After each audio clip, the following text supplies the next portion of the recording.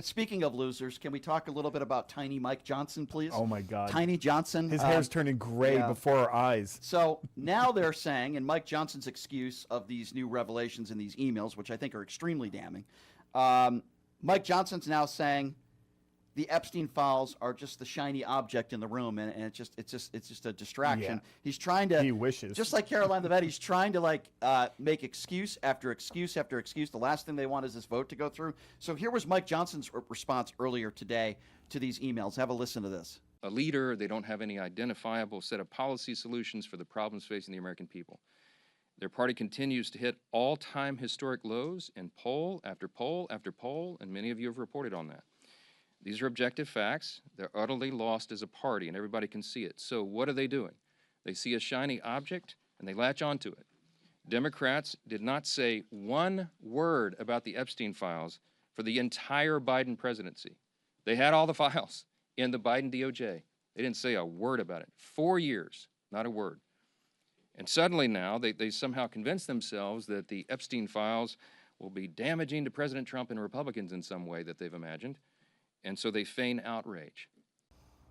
So, hypothetically speaking, and I'm not saying this is true, because I know that the Maxwell trial was going on during the Biden administration. That is correct. And that was sealed. That's when it was started, correct. in 2018, 2019. Correct. So you can make that argument, but let's just give Tiny Mike Porn Johnson, the fake Christian, the benefit of the doubt on this one. And listen, I'm not saying he's telling the truth, but for argument's sake, let's just say for the last 4 years, Biden was hiding something, and there were prominent Democrats that were in the Epstein files.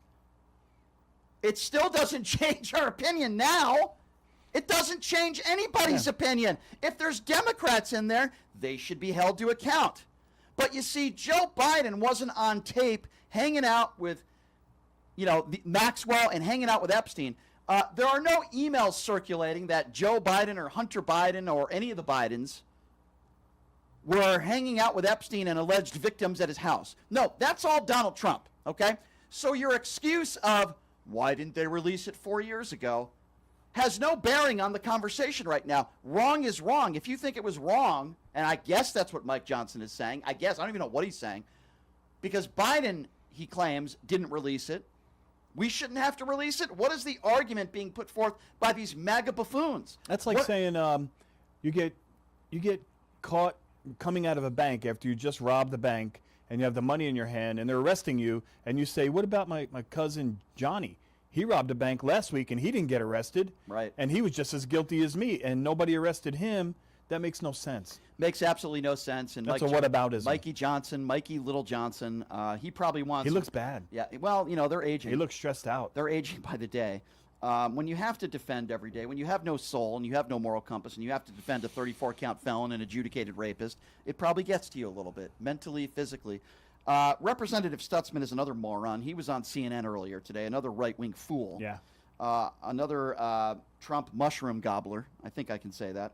And Stutzman claims that Donald Trump has been the most investigated person in the world. And listen to his excuses of why he doesn't think the Epstein files should be released. Listen to this. Alita Grijalva of Arizona, the Democrat, is sworn in later today, 2 months after her election, by the way. She's expected to be the 218th signature needed to force a vote to release all of the Epstein files.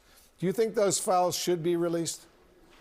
Well, again, I think James Comer, the Oversight Committee chair, as well as the others who are responsible for these files, have done a very good job handling them methodically and making sure that the victims are protected, that Epstein, of course, was a monster that we know of, and the fact that these files are being released and information is coming out is good for all of us. I mean, we want transparency in our government, and I trust that James Comer, Congressman Jim Jordan, they are the ones that are truly handling this very well in the House of Representatives.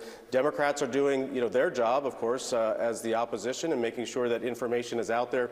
But again, I think that, it's interesting that they release those files today on the day that the government shutdown is going to end, and that it's a positive for Republicans that we're going to continue funding the government as we planned on, and that the government's going to be open. SNAP benefits are going to start being released back to the American people that we're truly counting on them over the past month. And because the Democrats weren't able to get those SNAP benefits, and of course a lot of other just problems that we didn't need to have and force on the American people, but that's what the Democrats chose. And to another Trump mushroom gobbler, Representative Stutzman, who says that this is just a distraction. The Democrats are doing this because it's just a distraction.